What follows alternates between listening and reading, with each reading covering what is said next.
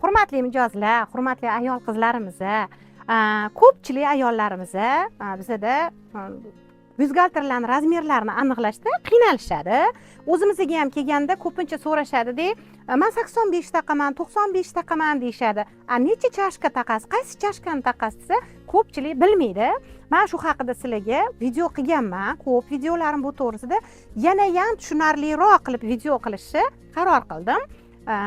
Bemalol mana ko'rishingiz mumkin. Mana qaranglar.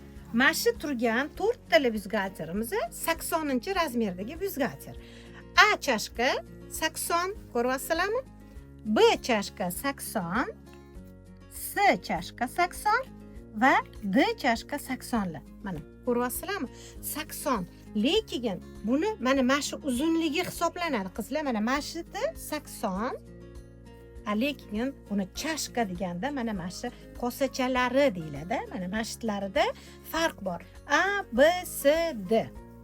F, G, Y bo'lib ketadi. Yog'ini bilsanglar kerak. O'shaning uchun mana shu narsani bilishinglar kerak. Ko'krak aylanasi sizlarda обхват aylana, buni o'lchaysizlar. Undan keyin chashkani razmerini men shunaqa video qilaman. Qanaqa qilib chashkani razmerini o'zgartirishdi. Videoyim bor Instagram sahifalarimizda, lekin ko'pchilik qizlar uni topisha olmayapti. O'shaning uchun yengil sizlarga boshqatdan tushuntirib, yana obzor qilib beraman.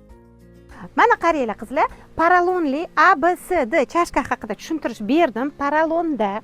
Endi toninkий parallon, yumshoq parallonli katta ayollar, ko'kragi katta qizlar uchun tushuntiraman. Endi bu yerdagi chashkalarni ko'ringlar. 90 C, D, Y, F, G, H. Ko'ryapsizlarmi H qanaqa?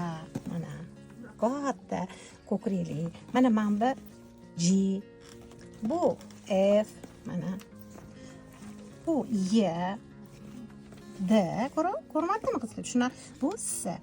O'zi mana shu chashkalarni ajratib olsanglar, bemalol byuzgalterlarni qiynalmasdan tanlaysizlar.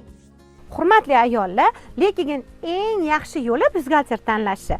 Startoviy razmerlarni bilib olasizlar. Masalan, 80D yoki 80C ni taxminan bilib olganingizdan keyin albatta kiyib ko'rib, primerka bilan o'lchab o'zingizlarni olganinglar eng to'g'ri yo'l hisoblanadi. Endi biz aylanamiz necha, chashkamiz nechaligini o'zimizligini qayerdan bilamiz desanglar, bu haqda keyingi videolarimda javob beraman. Men endi sizlarga ko'rsatib, qanaqa o'lchash kerakligini yaxshilab tushuntiraman. Videoyim manfaatli bo'lgan bo'lsa, sizlarga foydasi tekkan bo'lsa, byuzgalter razmerini tanlashda qiynalayotgan dugonanglarga jo'natib qo'yinglar bu videoni va like bosib qo'yinglar. Xursand bo'laman.